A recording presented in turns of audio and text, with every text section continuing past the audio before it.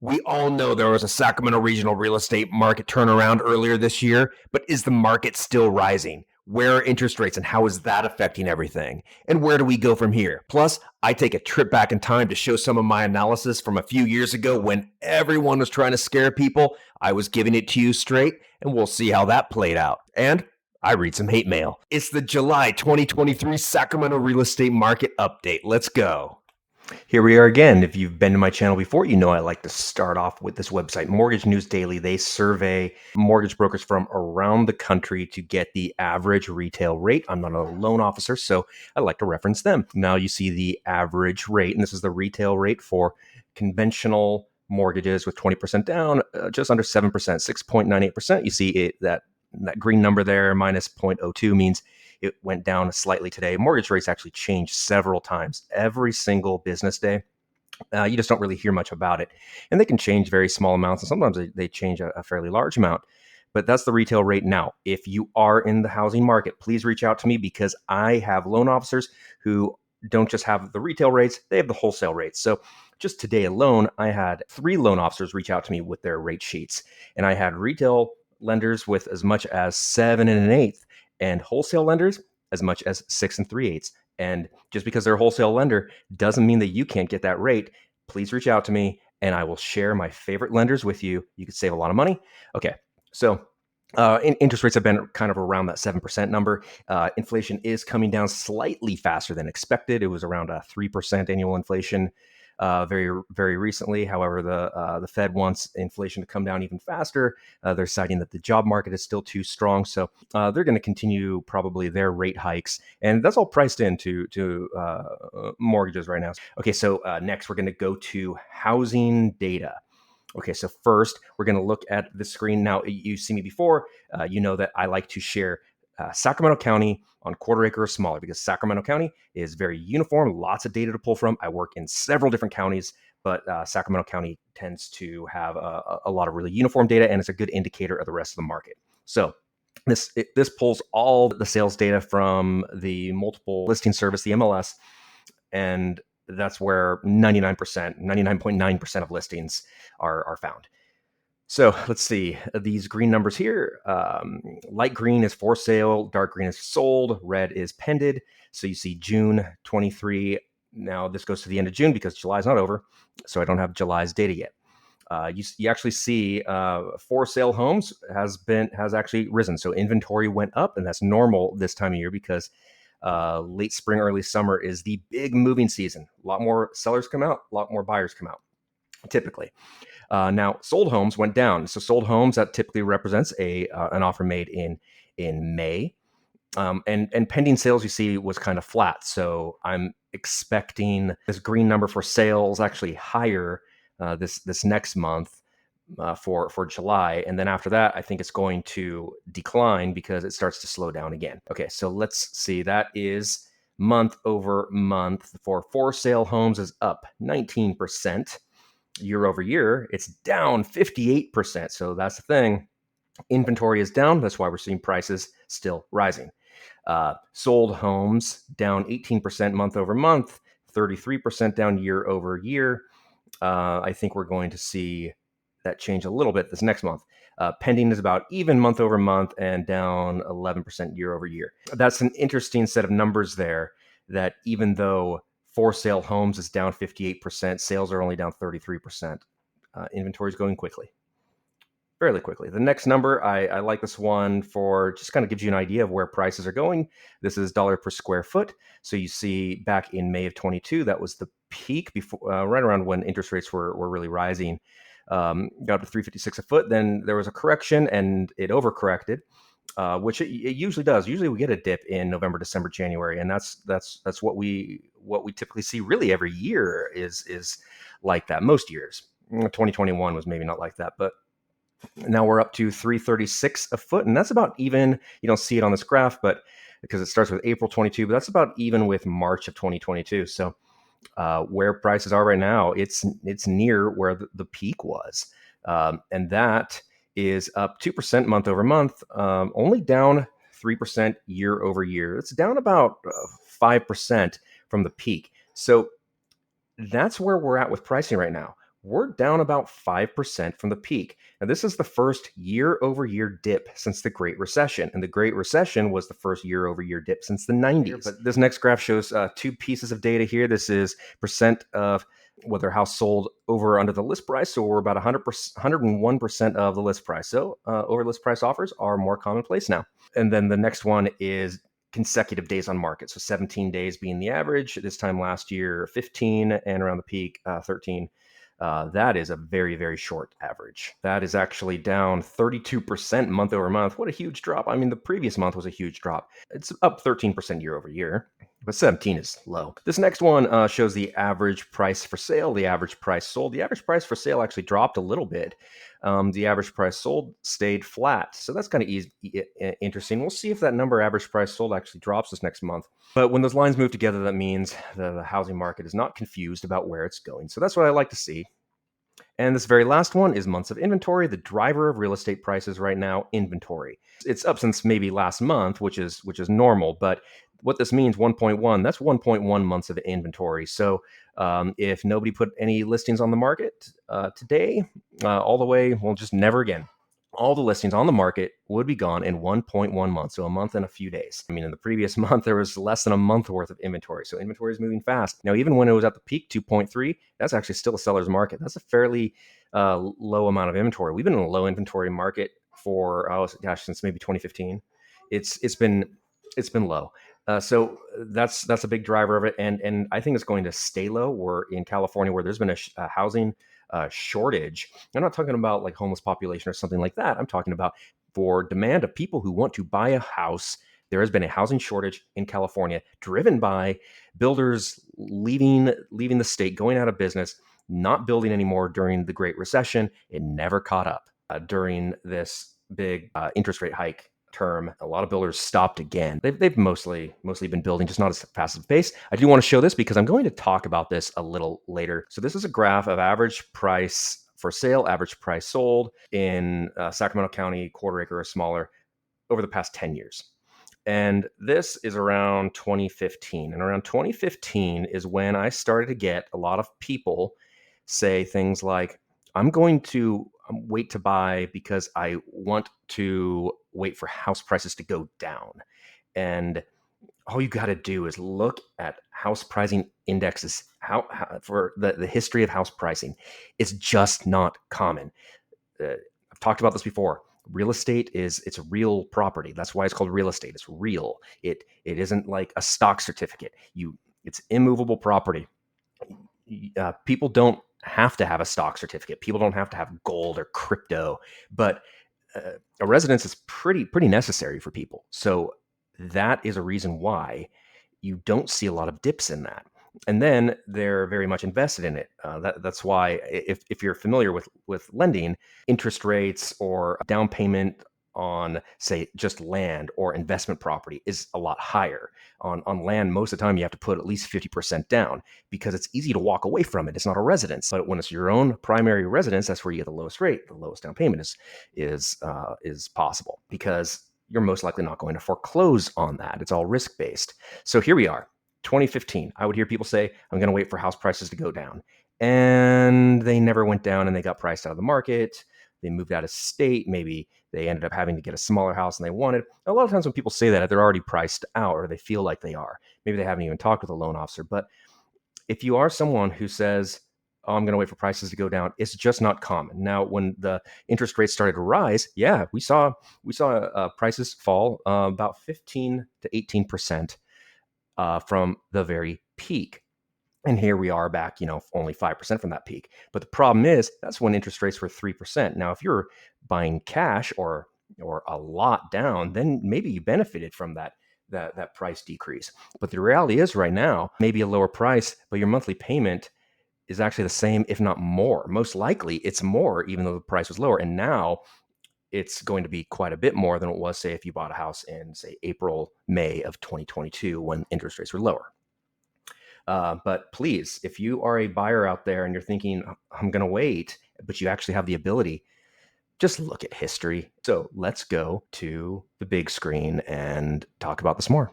So there you have some good data for you. Now, real quick, that last graphic I showed you, it goes into something that I call the graveyard of broken home ownership dreams. And what I mean by that is, since about 2015, I've had people saying to me that really were qualified to buy a home at the time.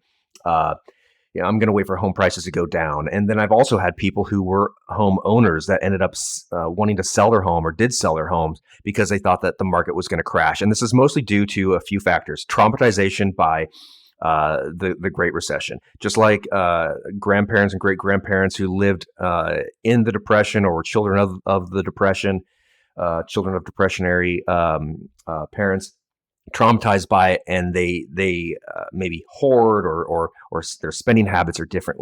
And there's a lot of that from the Great Recession. You just have to understand the causes of the Great Recession, the whole market dip and all like crash at that time.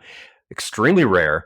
It was an anomaly, and if anybody tries to explain the Great Recession and why home prices crashed, it's not just a few factors. It's a much longer conversation. Every once in a while, somebody says, "Well, it's because of this."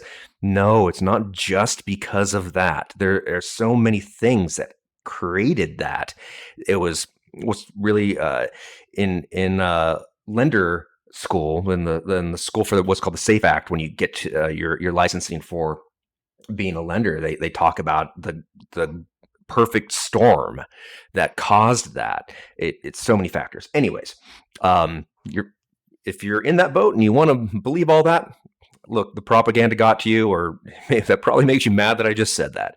I'm not going to stop you from believing it. Look, most of my business is from listings. So if I wanted to scare people, then I would probably get more listings.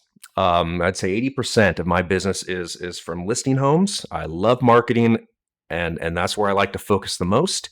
But I don't like to scare people either, and I give people the real data. So clearly, the market turned around. It is still rising. I think that we're going to see the market continue to rise, only at a slower pace this second half of this year. And towards the end of the year, we always see it slow down. Usually there's very, very shallow month over month dips in like November, December to January maybe. But the market tends to slow down around right there and then pick back up. But we'll see. There's lots of economic factors that can change that. But that's the outlook that I see on that. So if you're a homeowner thinking you're going to get a large rate of appreciation, I don't think that it's going to be, it would surprise me if it was any more than 5% annually from this point, but that's still good, right? Ultimately, if you're a homeowner and that's your primary residence, you most likely didn't buy the home just to enjoy the appreciation. It's gradual over time. Make your house your own, live in it. That's where all the happiness and love is, and that is the main purpose of home ownership. That not living in fear that you're going to get evicted by or not evicted, but a notice to vacate by your landlord because they're going to sell it. You can customize your own home. There's all sorts of great reasons to own a home. Okay, so from there, interest rates, I think we're going to still kind of hover around that 7%. The Fed is likely raising their rate like 0.25% here in a couple of days. And by the time I post this, maybe they already did. It's late July right now. But the market's already priced in all the same data that the Fed is using. And if you think that the Fed controls mortgage rates, just watch some of my previous videos. They don't. Now let's take a look back in time. This is March of 2020, the day that all the shutdowns occurred, and everybody is freaking out. I'm getting calls. I'm seeing videos. I'm seeing people on the news. I'm seeing it on Facebook. Everyone's saying real estate market crash. And here's what I said. It's March 20th, 2020. Very strange times. We have the coronavirus health crisis going on right now, and a lot of people are asking me how it's affecting the real estate market. Fewer homes hit the market, which tends to make home prices trend upward. It really doesn't parallel with any other economic event we've seen, especially something like the 2008 crisis, which has no parallels to today. Our governments have been extremely proactive, and I think will continue to be, to prevent mass foreclosures. I just don't think that we're going to see it. I think we're going to be bouncing out of this pretty quickly. where I think the housing market will go, which I think is going to end up being up in the end. So first, you notice the tooth gap there, right? Yeah, I don't have that anymore. That was thanks to Byte, B-Y-T-E. I don't get any, that's not a paid endorsement. It just worked for me. I had braces when I was a kid and lost the retainers and that little front tooth gap that developed over time, and I didn't really like it. So I got on their website and ordered it, did some research and everything, and found it to be pretty economical. So, yeah, you see there. I suppose I didn't have it completely right. I didn't predict that there would be a huge market upswing. I just didn't think that we're going to see any sort of a dip or a crash. And turns out I was right. And if you go back to that era, you'll see practically every little video you would see was people saying crash, crash, crash, crash, crash. But you have to understand the reason why real estate prices go up and down. And there's a plethora of reasons, and I just didn't see those things occurring. Plus, it's very apparent that this isn't like a political statement for parties. I don't do that. The federal government in general, I don't care who's in power, they are scared of another 2008 or even close to it. It's so damaging politically for them. So they're not going to let that happen. And they didn't. So that was my prediction then. I give it to people straight. And so now I read some hate mail. So this was a comment on my YouTube channel, or it might have been a direct message. After this last video I made, and I don't think she realizes it, but I actually know who this is. But she says, run the numbers. Prices are unsustainable. Prices and interest rates are at their highest ever. And you say buy, buy, buy. Okay, so I do run the numbers every week. That's what I do. I run the numbers. And you look on history, housing graphs, all that. And that's why I just went back in time to show you what I said when other people were saying other things. And I know people love to believe things, especially if it benefits them, which is what people accuse me of all the time. People say, oh, you're only saying that because you're trying to sell me a house. It's not what I'm doing. Besides, like I said, most of my work is in the listing side. I do like helping buyers.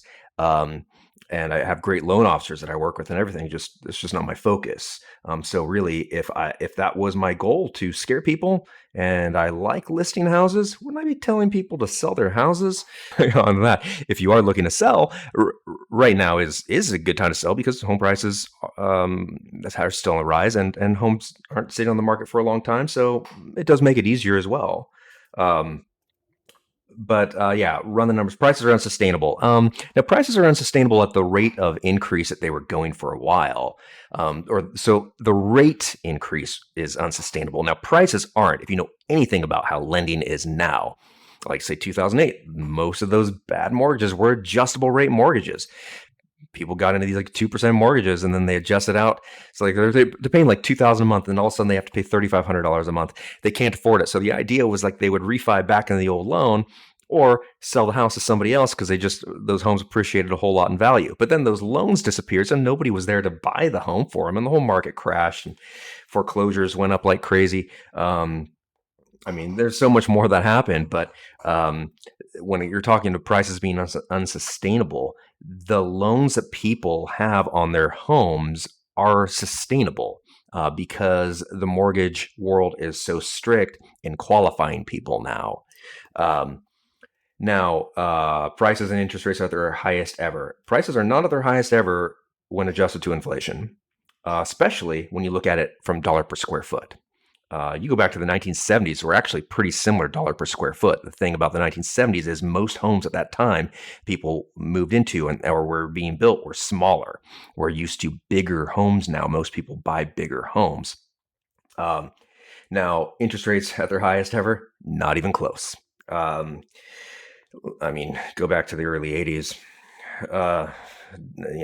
double digit, 12 to 18%, depending on what time. So, I mean, landlords everywhere, thank you for that kind of sentiment. But, I'm not going to change your mind. But mostly I want people to really understand what real estate tends to do over the years, and not to be scared. Gonna make your own decisions. Look at the market however you want. Maybe you're diving into some economic data that shows recessions, and you really want to time the market. I don't suggest timing the market. It does not work for nearly everyone. By far, most people will fail at that. And I just don't think that you should look at residences purely as an investment. Now, if you are in the market of an investment property, certainly recessions, there is a little bit of talk of recession. So um, Airbnbs are struggling right now for a number of reasons, and those are hitting the market more commonly. And I don't know that you're going to see a bounce back from that, because the economy is actually pretty good right now, and a lot of people are traveling and everything. But Airbnb and like that whole type of thing, vacation rentals, they become more and more expensive to operate for management. So many people have priced into their model when they bought it to make a certain amount of money. Well, hotels are competing now, and the big rise in vacation rentals was during COVID, when hotels were extremely inconvenient or closed. So the vacation rental market started to really rise, and a lot of people got into it. Now we're seeing people really struggling. And then, of course, in recessions, rental rates can be hit. So if you're a buyer looking for a rental property, be very conservative in your numbers. Make sure that you can survive a recession. I think that you want to look at what the rent is right now and revise downward some odd percent. I don't know what that would be, maybe 10% lower, maybe even more to be conservative, because you want to make sure that you can afford those homes. And always remember, in recessions, and that's what I think a lot of people who hope that there'd be a market crash and downturn, all that. Okay, now you're looking at a recession. Hopefully you're one of the people who gets to keep their job, because that's the thing. That also happened during 2007, 2008, that whole period. Deep recession, people were losing their jobs. People who weren't even in the housing market, people who had fixed rate mortgages were losing their houses because they lost their job, they lost income. So that's what happens in deep recessions. But in just a normal recession, which we had lots of those, people lose their jobs, people lose income. So it's not really something to hope for. If you want to buy a home, put together a plan, talk to a loan officer, see what you need to do. You might be able to. My first house wasn't really in the neighborhood that I wanted to be in. It was a perfectly fine neighborhood. But a lot of people I know, their first house is not where they want to be. So if you're a first-time home buyer, considering to be a first-time home buyer, you need to have realistic expectations and start somewhere. I think that's about everything I have. So thank you. This was one of my longer videos, but I hope you like that trip back in time, back to the COVID days. Thank you so much for watching the July 2023 Sacramento Real Estate Market Update.